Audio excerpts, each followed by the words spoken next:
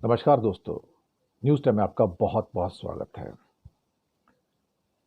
जो tariff war चल रही है, जो ट्रेड वॉर चल रही है, इसमें अब तक का सबसे बड़ा अटैक जिनपिंग ने किया है। जी हाँ, सबसे बड़ा अटैक। और ये मल्टी प्रोंग्ड अटैक है। ये एक साइड में अटैक नहीं है कि 84% से बढ़ाकर 125% का टैरिफ कर दिया। ये तो एक ही खबर है, लेकिन इस खबर के 2-3 हिस्से और भी हैं। इसलिए मैं उसको फियर्स अटैक मान रहा हूं कि ऐसा अटैक जिससे अमेरिका तिलमिला जाए। यहां पर रेयर अर्थ एलिमेंट के जो हॉट मैग्नेट्स जो होते हैं, उसको पूरी तरह से रेस्ट्रिक्ट कर दिया गया, पूरा बैन कर दिया गया। अमेरिका में एक पीस भी नहीं जाएगा। और अमेरिका की उसकी वजह से पूरी की पूरी जो एरोस्पेस इंडस्ट्री है, डिफेंस इंडस्ट्री है, क्रिटिकल इंडस्ट्रीज हैं, इलेक्ट्रिक व्हीकल्स की इंडस्ट्री है, और जो बाकी मॉडर्न डे ऑटोमेशन की इंडस्ट्री है, सारी क्रिपल हो गई है। क्योंकि 70 से 80% की सप्लाई हॉट मैग्नेट्स की सिर्फ चाइना करता है दुनिया के अंदर। ये दूसरा अटैक। तीसरा, जो क्रिटिकल एलिमेंट्स हैं, रेयर अर्थ एलिमेंट्स को छोड़ के जो क्रिटिकल एलिमेंट्स हैं, जिसमें टंगस्टन है, इसमें टाइटेनियम है, इसमें निकल है और कई और मेटल्स आते हैं, उनके ऊपर भी क्वालिटेटिव बैन लगा दिया गया है। जी हां, अब वो भी वहां पर नहीं पहुंच पाएंगे। तो दुर्लभ खनिजों पर एक बड़ा दांव चल दिया है। यही वो चाबी है जिसके आगे अमेरिका ही नहीं, दुनिया का हर देश झुकता है और झुकने के लिए मजबूर हो जाता है। और अगली कड़ी में जो बैन लगाया है, ये पहली बार दुनिया में किसी कंट्री ने किसी कंट्री के ऊपर सर्विसेज के ऊपर, सेवाओं के ऊपर बैन लगाया। उसका एक पार्ट, जैसे कि फाइनेंशियल सर्विसेज होती हैं, लीगल सर्विसेज होती हैं, एचआर सर्विसेज होती हैं, एंटरटेनमेंट सर्विसेज भी होती है, मैं आपको बताऊं।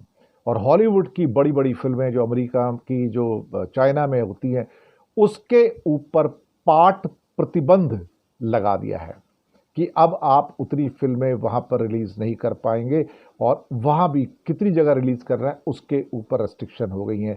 ये पहली बार ऐसा हुआ है कि किसी देश ने किसी देश के ऊपर इस किस्म का सर्विसेज का बैन लगाया या उसको रेस्ट्रिक्टेड बैन लगाया है।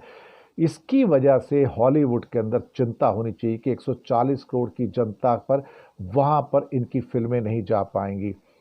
ये जो आघात है, पहली बार जो सर्विसेज पे आघात आया है, ये शायद फर्स्ट ऑफ इट्स काइंड दुनिया में है कि जहां पर सर्विसेज पे आघात जो लग जाए तो बहुत बुरा माना जाता है। इवन ट्रंप ने अभी तक जो गुड्स के ऊपर सारा टैरिफ लगाया है, सामान पर लगाया, लेकिन सर्विसेज के ऊपर नहीं लगाया।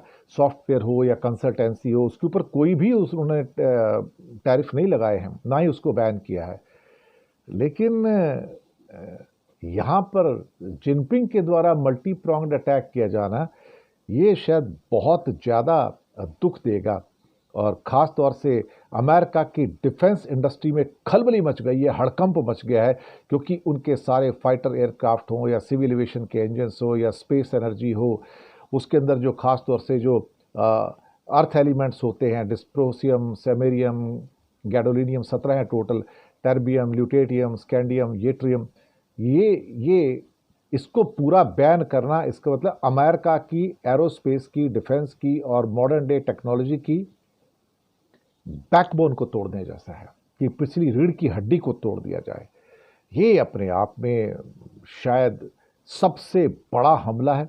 और एक ऐसा हमला पहला चाइना जापान के ऊपर भी कर चुका है, और जापान को घुटनों पे आना पड़ा था, बाद में माफ़ी मांगनी पड़ी थी, तब कहीं चाइना ने उसकी सप्लाई जापान को स्टार्ट की थी। मुझे लगता है कि वो दिन दूर नहीं है जब डोनाल्ड ट्रंप को घुटनों पे आके माफ़ी मांगनी पड़ेगी। और कहीं ना कहीं ऐसा लगता है कि उसे इस बात का दर्द महसूस होगा कि मैं कैसे अपनी इंडस्ट्री को क्रिपल कर बैठा हूं अपने कर्मों के द्वारा। शुक्रिया आपका।